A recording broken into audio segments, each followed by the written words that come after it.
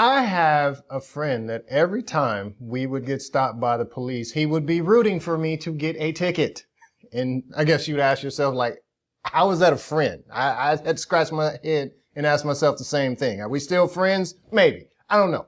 And I also, if you caught it, I said every time, yes, because the funny thing about that is between 2012 and now, I've been stopped just under 40 times by the police.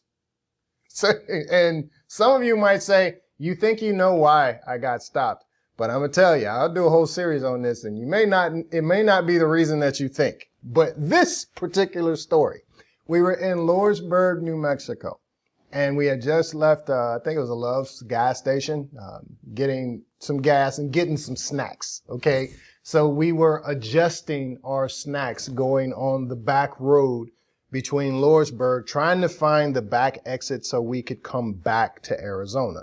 Now, if any of you've been by Lorsburg, you know that's also close to the 10. You could just go ahead and hop on the 10 and come back to Arizona, but the back way we found is faster. So we were trying to find that exit. Man, I wasn't even going 50 miles an hour, but I think the speed limit was 35. Then I saw Officer Friendly on the right side of the road. Then all of a sudden, Officer Friendly is off the right side of the road and behind me with his lights on. So I pull over, and a lot of people will tell you, say, well, when you get stopped, hands at 10 and 2, put your license and registration and all that stuff on the top because you want to make sure that you survive to come home. And I don't have anything against that advice. But for me, it's a given that that's going to go down, that I'm going to survive. So my goal is not that. My goal is to connect with the cop and get out the ticket. So the police officer comes up to my window and I roll it down and he says, you know why I stopped you? Because that's what 99 out of 100 cops always say. And I tell him, like, I'm not sure why you stopped me, Mr. Police Officer, but I got a question for you. Like, have I passed the exit going the back way, going to Arizona? And the wheels start turning and my business partner's on the other side. He tells him actually to get out and sit on the side of the curb, which we found to be a bit odd, but that's what he told him to do. So he sat down on the curb and I'm having this conversation and he said, well, you actually missed the exit. It's about a half a mile back. Let me get your license and registration. I said, okay, sure, cool, no problem. We're having a conversation. He goes back, runs my information. My business partner on the side, just chilling. He don't know, he's good.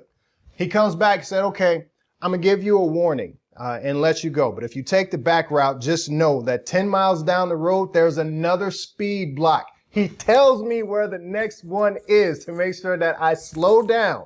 Remind you, I never told him that I thought I was speeding. And he tells me where the next one is. And he said, oh, you, sir, I'm giving you a ticket for no seat belt. He's like, what? And he freaking loses it. We're like, what do you mean you giving me a ticket for no seat belt?